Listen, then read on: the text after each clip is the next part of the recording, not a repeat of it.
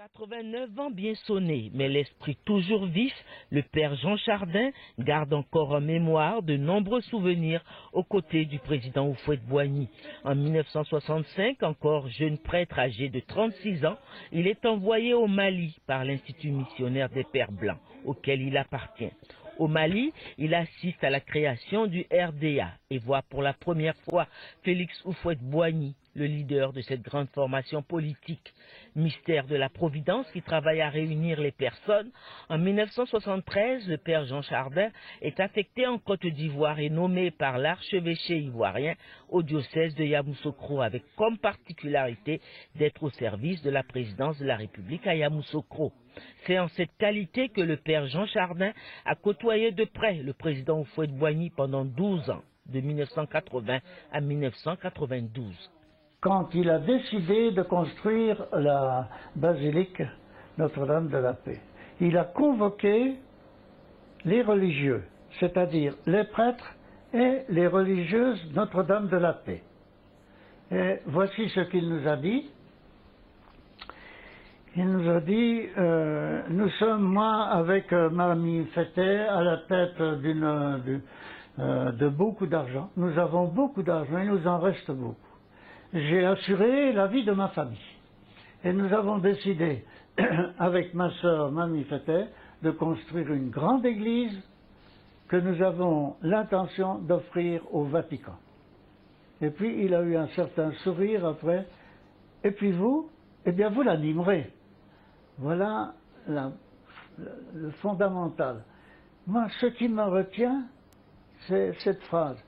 Il nous reste beaucoup d'argent. Qu'est-ce que ça veut dire?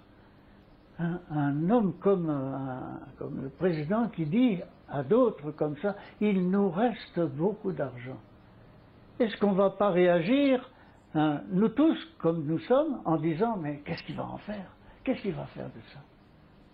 Et qu'est-ce qu'il fait de ça? Il fait un immense édifice qu'il offre à Dieu. Il a comme une idée qu'il le tient. Toute vie doit se terminer en Dieu. Tout ce que j'ai fait, tout ce que j'ai acquis, et tous les biens qui me restent, il faut que ça retourne à Dieu. Et c'est ça le sens de la basilique. Tout ce qui me reste, c'est offert à Dieu. C'est là-bas. C'est Marie de la basilique. Dites-moi si c'est pas la foi, ça. Quel rapport il avait avec les prêtres que vous étiez? Est-ce qu'il cherchait parfois à vous influencer dans vos décisions, par exemple? Ah, ça non, jamais, jamais. Le président entendait des discours des prêtres. Moi, j'ai entendu une fois un discours d'un prêtre à Abidjan. J'ai dit, mais moi, je ne dirai jamais ça devant le président. Il y a un manque de politesse, il y a un manque de... Le président ne s'est jamais plaint. Le président n'a jamais dit une parole concernant une homélie. Lui, il méditait tout ça, mais je ne l'ai jamais entendu faire des réflexions sur une homélie d'un prêtre. Il aimait beaucoup ces prêtres. Et je vous l'avais dit, c'est une affaire de sacré. Pour lui, le prêtre est une personne sacrée. Donc il la respecte au même titre qu'il respecte Dieu lui-même. On disait donc, nous sommes là dans les salons du président, tout le monde attend, les ministres sont là, les ambassadeurs sont là. Qui fasse le premier? Le prêtre. C'est le prêtre que le président convoque d'abord. Bon, l'affaire est vite traitée, mais c'est pour dire, c'est le prêtre qu'il reçoit d'abord. Avant les ministres, avant les ambassadeurs. Il y a eu des grincements de dents, évidemment. On le disait très généreux. Qu'en savez-vous? J'en suis venu apprécier que le président pouvait, par jour, avec tous les gens qui venaient demander quelque chose, dépenser de l'ordre de 12 à 15 millions. Moi, c'est un petit peu mon appréciation.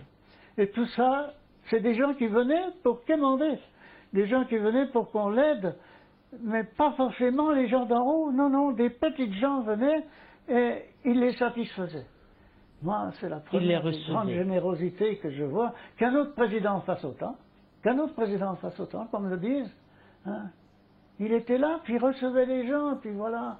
Je voyais le maître qu'il envoyait dans les valises, chercher l'argent dans les valises, parce qu'on avait l'œil là-dessus. Il était facile d'accès quand il était à Yamoussoukro ici. Mais je dis ça, même j'ai assisté à tout ça à Abidjan, hein, quand il était à Abidjan, pareil. Et ici, identique. Pour vous citer une générosité. Voilà Monseigneur Vital qui est à Cotonou. Il est en voiture avec la vitre ouverte, pan, un bout de fer d'une moto lui tombe dans l'œil. C'était grave, hein. Bon, il en réfère au président. Le président lui envoie son avion immédiatement, hein, pour ramener Monseigneur Vital.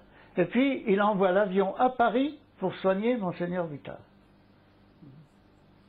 J'ai d'autres encore citations où je vois des gens qu'il a envoyés en Amérique pour se faire soigner. Il était d'une très grande générosité. Voilà, ça, c'est sûr.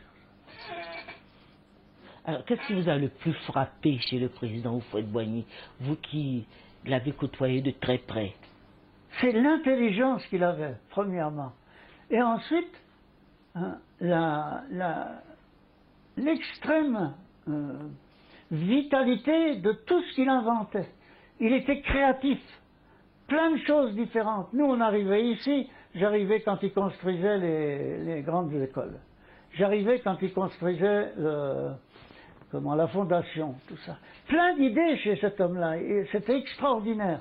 Moi, j'admire ça. Hein. J'admire les gens qui sont inventifs, qui sont créatifs, parce que c'est ça la création. Et celui qui crée, il crée avec le créateur, il n'est pas tout seul. Ça, c'était le président.